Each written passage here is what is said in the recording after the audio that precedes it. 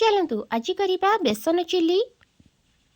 से गोटे बाउल धीरे प्रथमे बेसन नहीं जाऊँगी मापिकी गोटे कप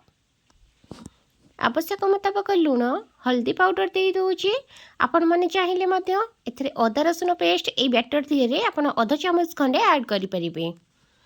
कड़ाई रे अल्प टिके पानी ऐड कर दूची पाखापाखि अध कप रु आहरी कम दे दूची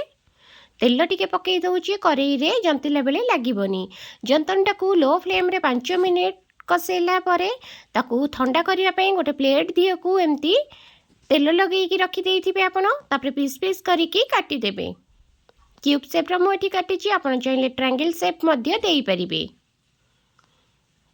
सबतक बेसन क्यूब चूरा छाणी सारा पर से कड़ाई रे अदा रसुण कंचा लंका को चॉप करके नहीं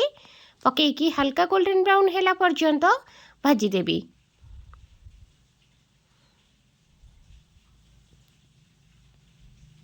देखो टिके गोल्डन ब्राउन हो गला पर पियाज कैप्सिकम को ऐड कर दूची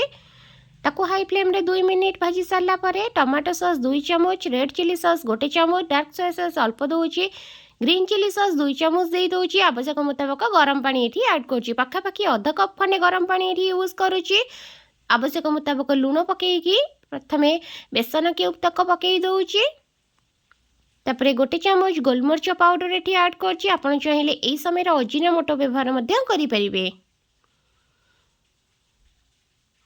बेसन टाकू पकई सारा लो फ्लेम रे 5 मिनिट याकू एमती रखीदेवे कभर करिकी